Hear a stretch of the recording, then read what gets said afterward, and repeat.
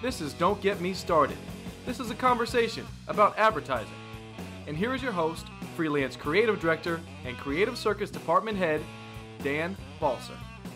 Yes, welcome back to another episode of the podcast. I'm with Lennie Mowris today, and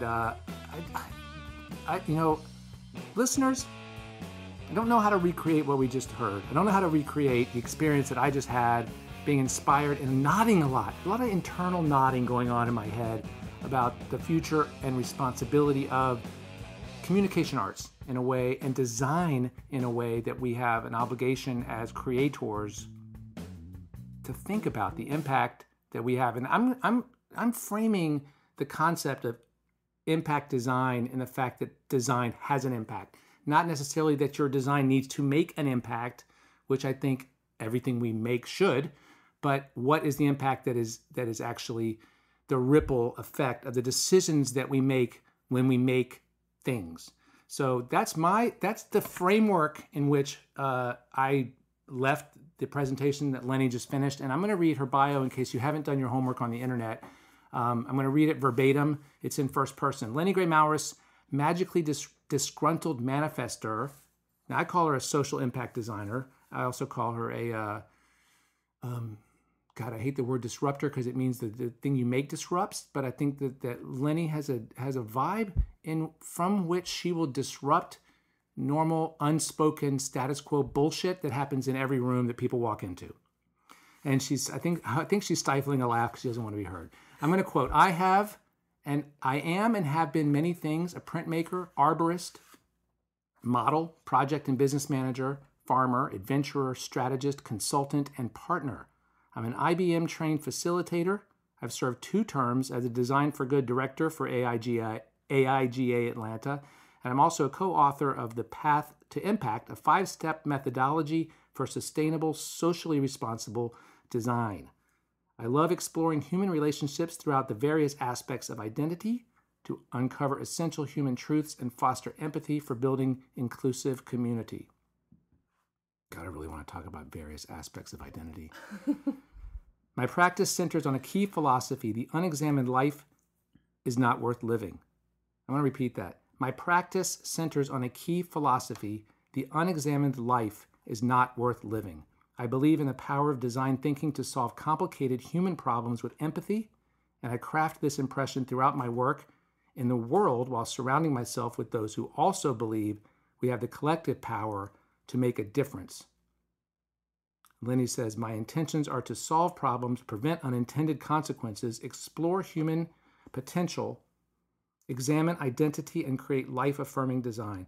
I'm inspired by masters of their craft, the power of each moment, and the kindness I've found in strangers. It's a lot to get your head around. Welcome to the microphone. Hi. Happy to be here. Does this thing you wrote about yourself still resonate?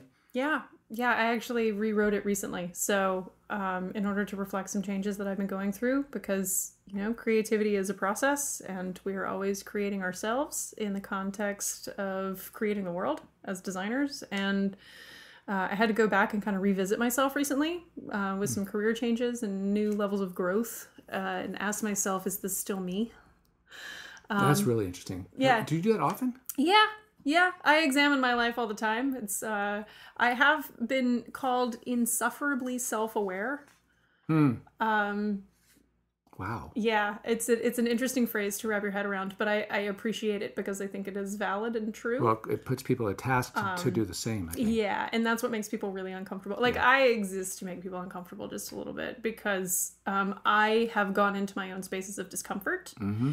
I've looked at them, I've processed them, I've been a part of what they mean for me. Mm-hmm. And as a result of that, I've had an opportunity to really explore the idea of pain and conflict and where these things come from the microcosm of ourself to the macrocosm of, the impacts on our world. Right. Now, this is, to me, the core essence of what's wrong with the world, because I think that a lot of people have had the unfortunate luxury of never having to self-assess and therefore never question the way the world works. Yeah.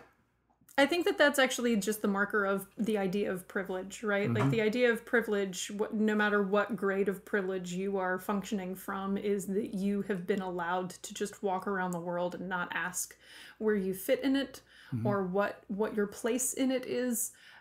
You also don't actually ever have to self-reflect against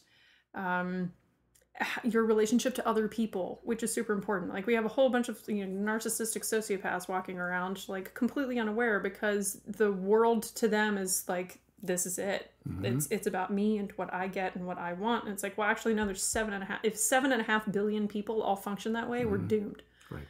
We actually have to function with a collective mindset or with this idea that we are all in this together, because we're all just living on the top of one big ball.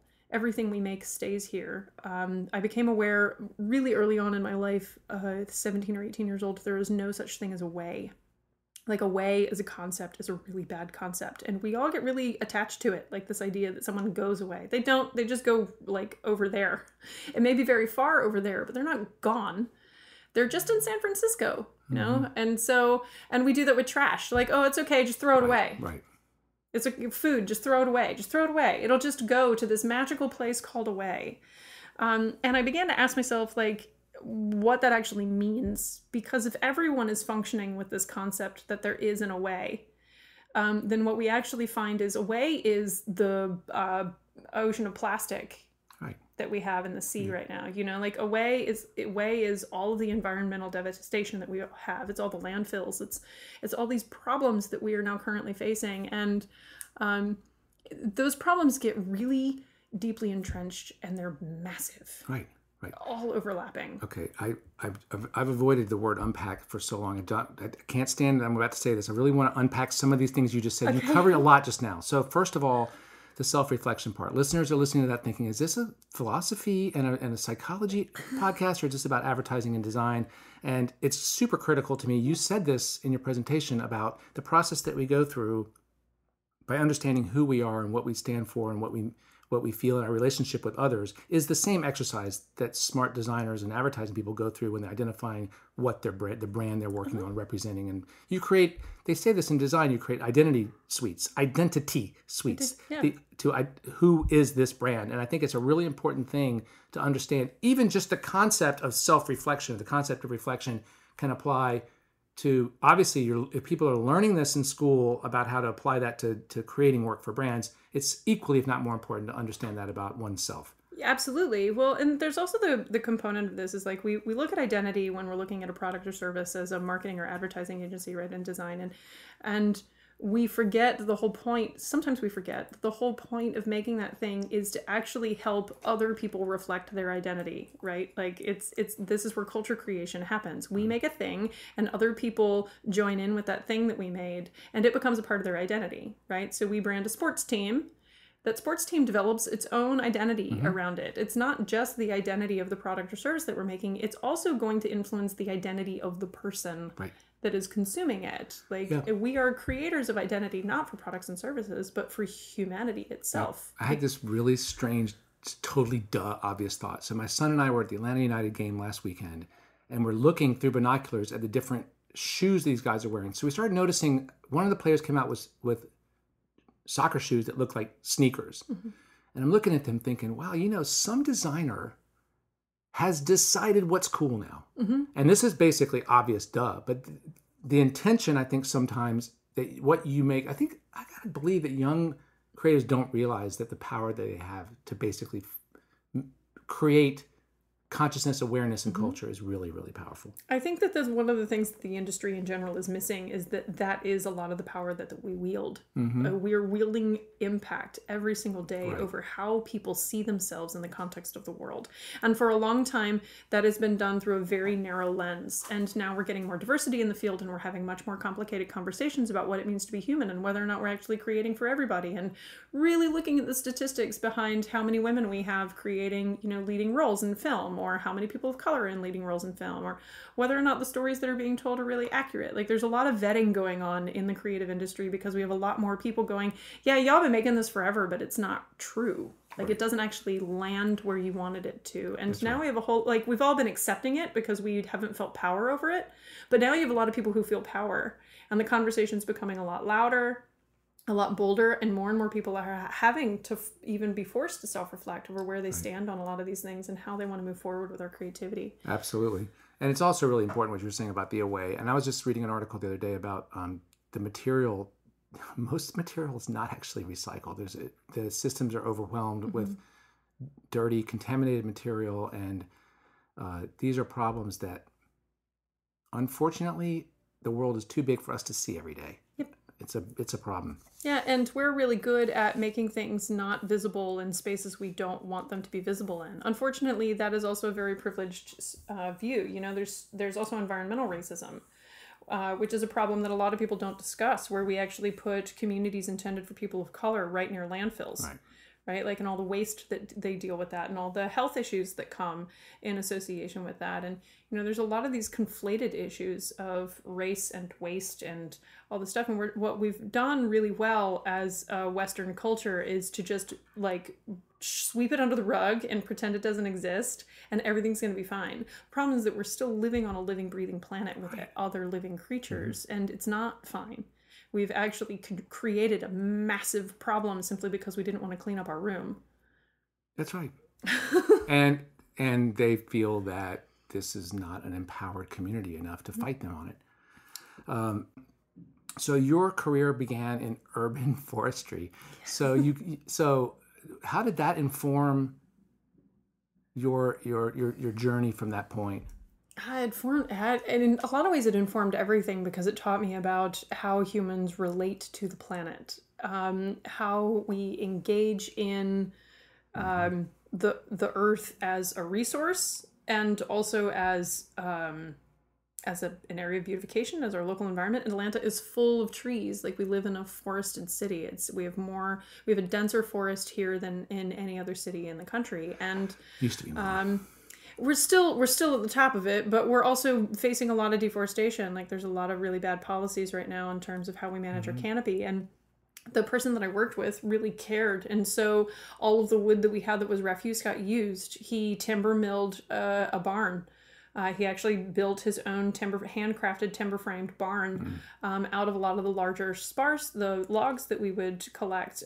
Any waste wood that couldn't be used for some kind of building purpose was given over to a wood turner to be created into art. It was sold to pallet companies to make pallets from. It was turned into wood chips in order to and then given for free to the community in order to do playgrounds and gardens for schools and things. And when you're dealing with someone who's actually got a business that deals with the environment and has a community around him engaged in that, and then you actually see all of the different areas where that waste can be repurposed into something valuable and good, it like got me looking at the whole world that way and asking why we don't do this everywhere. Considering intent is what you're talking about. Considering the intention, considering the end of life, considering how this still has value. What is the value of it even when this value is done? And he would really only focus on taking down dead or dying trees. These are trees that were diseased. They needed to come out. He was not someone who would just go and voluntarily take things down that didn't actually need to come down for some reason. They were a structural hazard. They were dangerous. And working with someone who had such strong ethics and stood by those ethics, he would turn down clients if they would not abide by his standards of engagement. I was wondering about that. No, he was very strict, and he also charged a higher price a lot of times for his work. And I realized sustainability does usually come at a higher price. Those ethics often come at a higher price. And this is where there's also still a very privileged area of engagement in sustainability. A lot of people of color are still trying to get through today. Like, they can't ask themselves about how things get recycled. They can't deal with that. That's actually up to the people who are creating all of these touch points in order to sort of design that problem away from other people.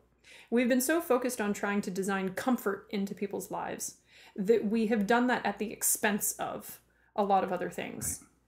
We want to make things so comfortable and easy and safe and simple for people to get what they want from the world that we're not actually thinking about what cost that pleasure comes from. You unintentionally said it exactly right. You said to get what they want from the world.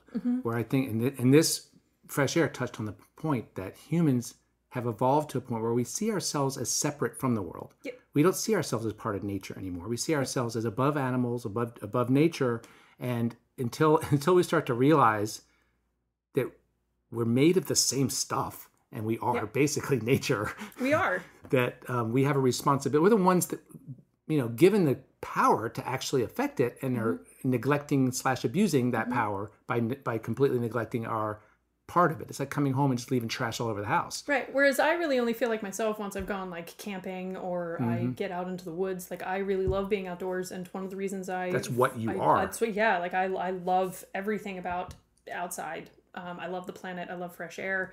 I love all these things, and they inspire me. They inspire my art. They're very influential to who I've become as a person. And when I was engaging in design, I was like, I'm only going to do this if I can do it sustainably. And I'm only going to do this if it has some kind of social good behind it. But I was also a little bit ahead of the curve in that conversation. And I was trying to build a studio that no one had really built before, that was dealing with communicating on behalf of these issues. Trying to elevate the voice of the planet and elevate the voice of marginalized people by using letterpress and by using these like vintage communications arts and these things that a lot of people are like, oh, that's pretty, that's this, it's that. Oh, and it also has another point to it. And to try and help them understand the organizations that are doing this work and the problems that they're facing, and to help fundraising efforts, and to like engage in design in this way that is using communication on behalf of really raising the voice of complicated issues. And over time that led me into a space of being able to like actually have conversations about what it means to stop that from ever happening. How do we prevent these unintended consequences? Because I was someone who could see these systems and see where they were breaking down. I was someone who was getting invited into the conversation of, okay, well, what if it didn't end up there?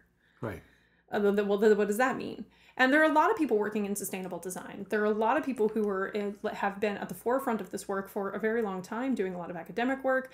The problem is that it is still very much stuck in an academic space, or the products or services that are created are for upper middle class people. Right. And when the problem is that the people who are the most impacted by these issues are not upper middle class. And so we have to figure out a way to take all of that infrastructure and bring it down to the people who are actually suffering. Or scale it up to that. And like, we've got to bridge that gap in order for this to truly become sustainable design. Right. Like as long as we're only designing for the people who can afford it.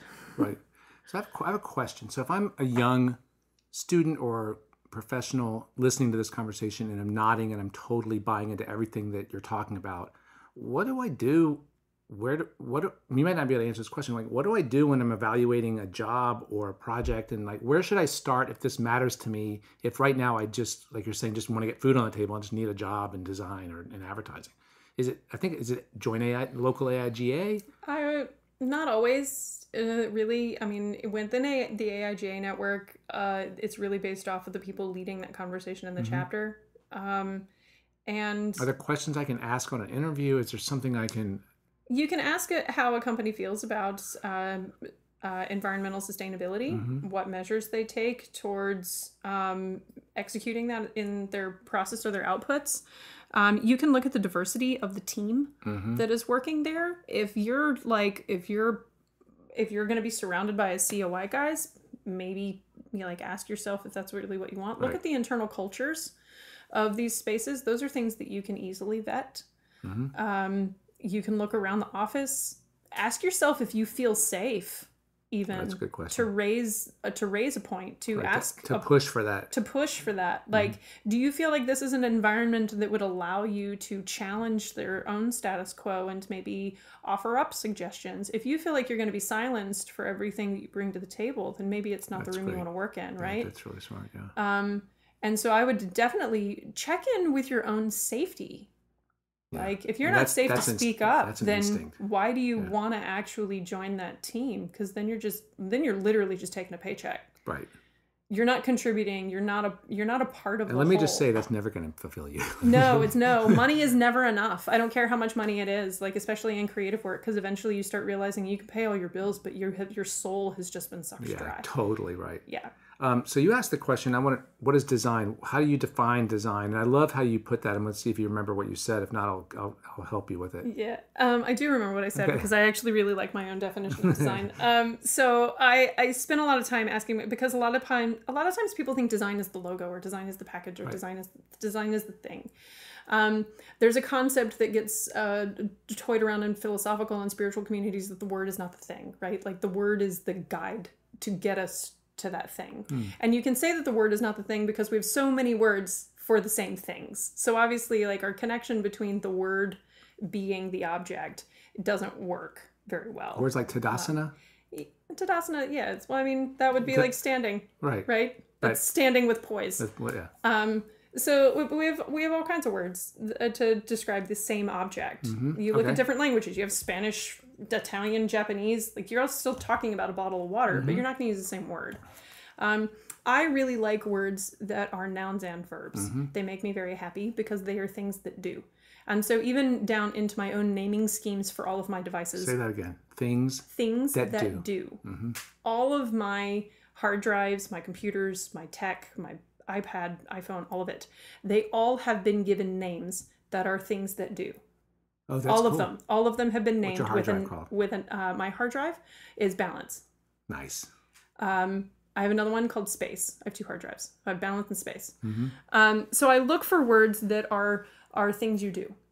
And I discovered design is also one of them. So design, you can have a design, that's a noun, or you can to design, that's a verb, right? So design is a thing you do and a with intention, because the origin of the word design is designaire, to designate.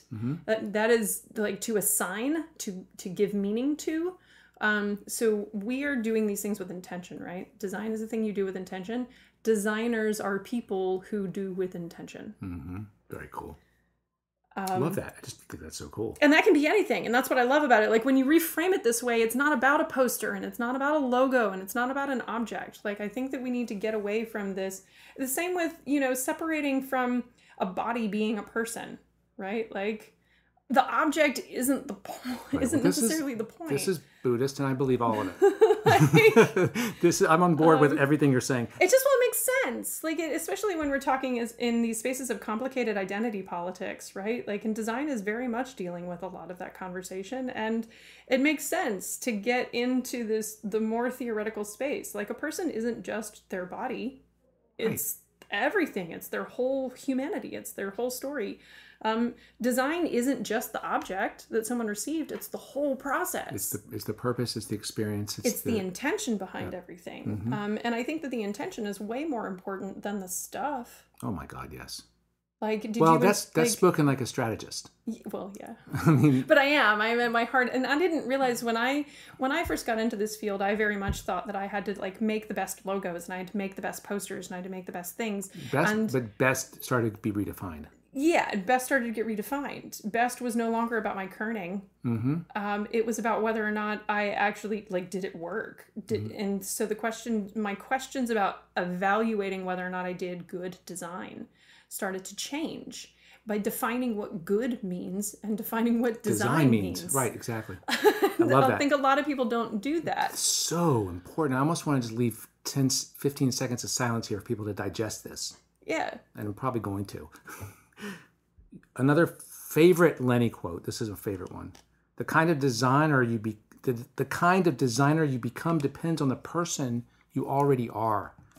And part of that goes back to the first thing we talked about knowing yourself, about knowing who you are and self-evaluating. And I think also I find students trying to conform, trying to do what's not necessarily what's been done, but what should be done, rather than coming from an authentic internal place or something like that. Was that a struggle for you? Is that something that you noticed? I was a whole person before I was a designer. Right, okay. And so I think that's a little bit different. So design just started happening. Yeah, design was a natural evolution of my entire life process and creative process. And so for me, it was a little bit different. I think that when you're younger and you're still cooking, it's normal to not know exactly who you are. I had a comment in the portfolio review that I did today where, someone was asking, should I stick to a specific style or should I, explore a range of styles? And I was like, for right now, I would explore a range. Consider it like dating,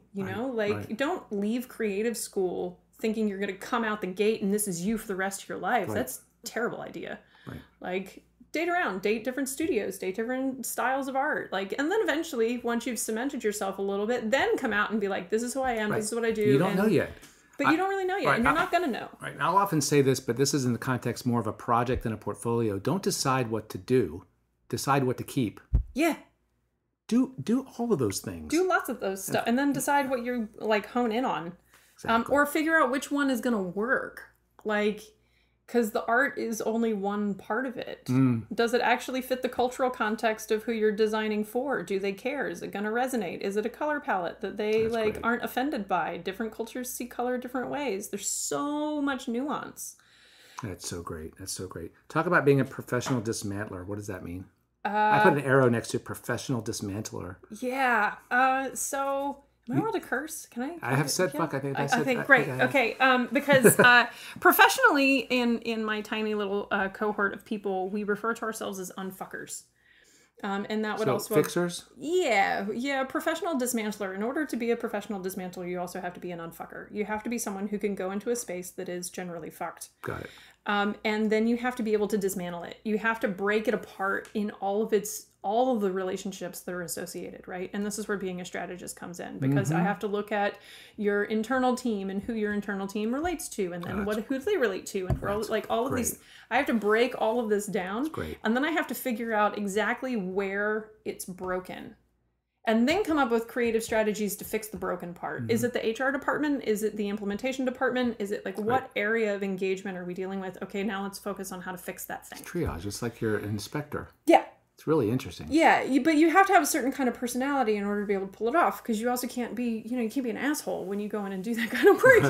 You have to bring a dose of sugar. Compassion, you've got to I know this hurts. Oh, bless your heart, you tried this so well. I love you so much, mean it, but also this is really messed up. Yeah, this is broken. And but I got to figure that once that's acknowledged and understood, that's a huge relief. It is. It's very hard to see sometimes. Well, it's also about creating a safe space for people to actually feel like they can be vulnerable in order to talk about these things. It's about creating a space for failure. And I think this goes back to your comment about designers always trying to fit in, or we're afraid to fail. Humans just sort of don't like it. It doesn't feel good. It's super uncomfortable. You feel judged. It brings up all the things your mom said to you when you were 5. Whatever it is, it's so triggering to fail. Oh, that's but a lot of times the thing that you need is to fall flat on your face. And it needs to hurt a lot.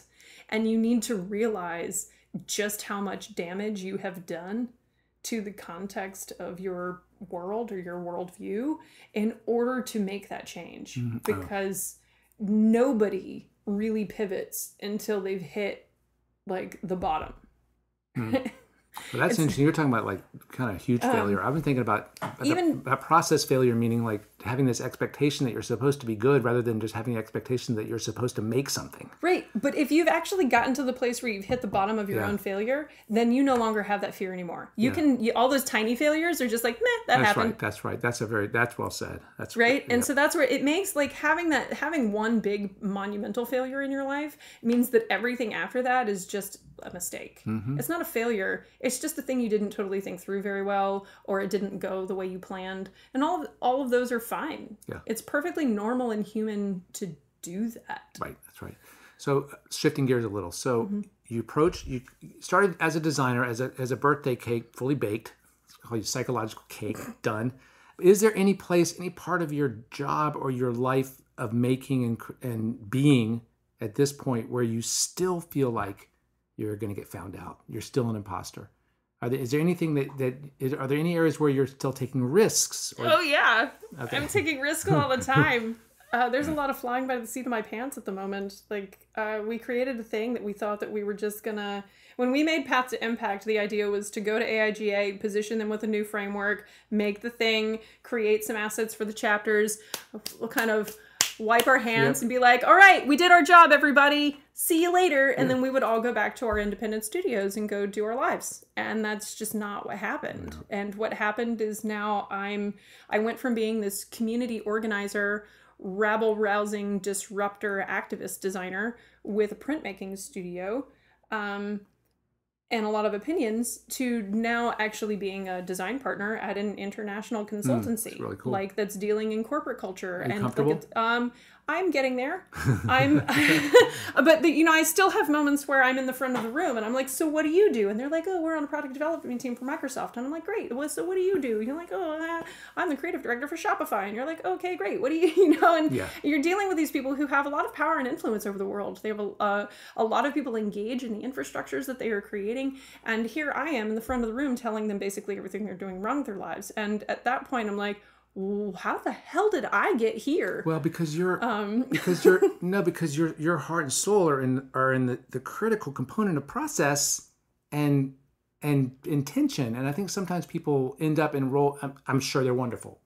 Oh, wonderful people. Yeah. And I'm sure this is not about them. But there are people who end up in those roles that have never considered the importance and sort of value of intention and systems and design. So what you're bringing is a huge key ingredient. It's the sugar in the cake. It's a lot. And now I'm beginning to realize like how I got picked up and how I got mentored and how I got shepherded through this process and into this national leadership space. But there's still moments where I'm having conversations with people where I'm like excited that I'm even having the conversation, That's cool. But that's great. It's really great. Cool. But and then I get to be human and I get to learn from them and they get to learn from me. But yeah, I still have moments where I'm like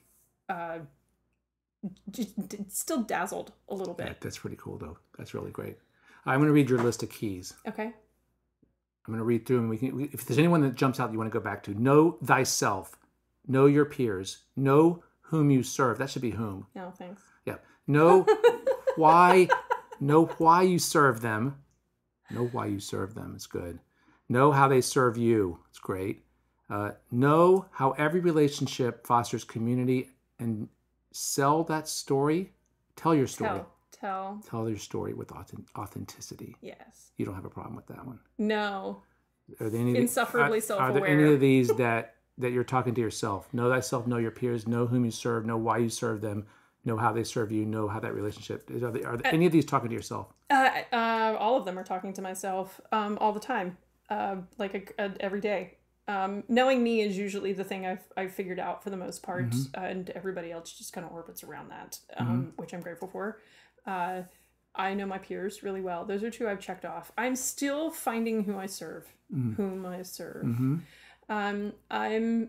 really interesting thing too, because I've asked that question on some podcasts, and I asked the guy who runs BBDO North America. His name is David Lubars, and he's like CCO of BBDO North America. And I asked him that question. I said, "Who do you answer to? You're the top of the. Who do you work for?" And he just went on 10 minutes about the clients and how he comes to work every day to grow his client's business. He knows very clearly who he serves. Yeah. And at every point in your career, that answer, know whom you serve, changes. Yeah. And that's the thing. For me, it's just changed. So for the longest time, I served my local community. I served Atlanta. I served local nonprofits. I served... And I've done a lot of work in this space, and I'm fairly well known in Atlanta for that work, right? And now I'm moving into spaces where the conversations that I'm having are completely different, with much higher levels of engagement, much stronger ripple effects in terms of how this thing rolls out. And I'm working with other people who have been working at a higher level of the industry than I have for a while now. And where we pair well is that they need my community engagement, scrappy activist self in order to do the impact work that, like, the perspective that I have on that kind of training that I've received is being brought into the national design space, which is new. I have I have residency programs and things that I've done for arts and community engagement. And facilitation work there. And then I got trained in design thinking facilitation. So now I have these two areas of facilitation work that I've been trained to do in order to steer these really complicated conversations about identity and board integrity and group integrity, things like that. And so now whom I'm serving is growing, it's expanding. I'm having to shift my consciousness away from these like scrappy independent spaces that are really trying to do meaningful change work and into like bigger entities that are realizing they need to get right with themselves. Is it the same? It's the same work, which is the interesting part. Yeah. It's exactly the same work. Right? And that's the thing that I love about seeing these sessions. People come into our facilitation sessions at these conferences, and what I love is they're like, man, they work in government and I work over here at this music thing, but we're having the exact same that's really problem. Interesting. That's really cool. And so you get to see a lot of empathy building in these rooms where people think that they're dealing with this struggle all on their own in their culture, the internal society that their business is. And we bring them into a room in order to talk about these internal spaces. And we find that they're all like, "Oh, you too? I feel so much better." And then we get to have meaningful conversations about, okay, well, if we're all dealing with this cultural issue, how would we address it? Like, what are the activities and outputs that we could be engaged in that fix this? How could you talk to HR about this problem? How could you do this? And so how can you educate HR? How do you educate it? Like, how do we have a training session? How do we and now it's different because, for a long time it was about making branding packages for organizations in order to help them, advance their fundraising efforts or be more effective communicators. And now for me, it's, I have nothing to do with visual aids at this point. I only make them for my own spaces at this point. You're a coach. I'm a consultant and a coach now. Yeah. And so I'm definitely past a point, like, it's no longer about a logo for me anymore. Like, y'all have way bigger issues to solve than your logo. Right. And so now I'm moving into a space where I'm being sought after as a facilitator and a consultant. It's a totally different kind of design. Designing solutions. Yeah, that's really interesting. So final question for you. And I might know the answer. I don't know. I'm interested to hear your answer. What is it about you? What is it about Lennie, yourself? What personal trait of yours, has served you best so far to this point? Curiosity and inquisitiveness. So asking questions. Yeah, not taking things at face value.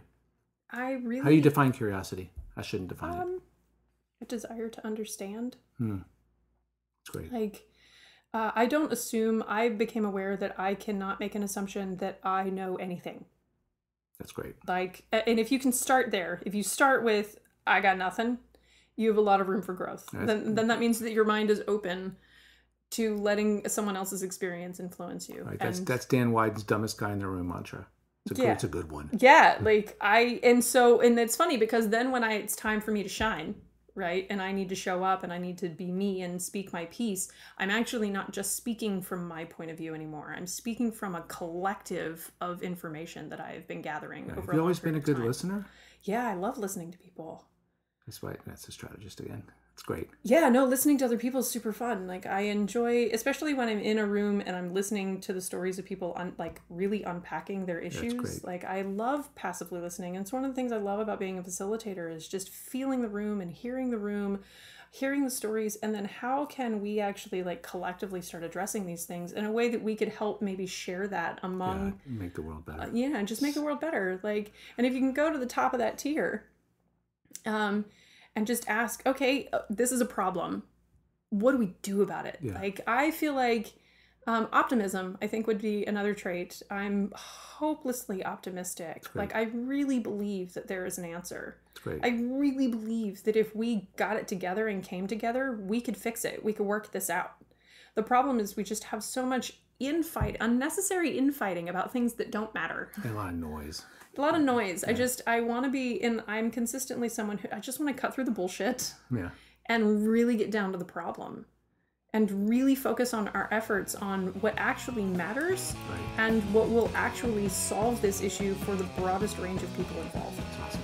Thank you so much for talking. My pleasure. I really appreciate it. Thank you for having me. Great talking. Great meeting you. Listeners, check out lenspeace.com, spelled Lens Peace. And there's a link to it on the Facebook page, which is facebook.com/DGMS podcast. You can reach me as always at Dan's Podcast at mac.com. I will be back with another conversation very soon. Thank you for listening. Lennie, thank you once again. My pleasure. Thank Listeners, you. See you when I see you. 2 weeks. Usually 2 weeks. I think that sounds safe. See you. Bye.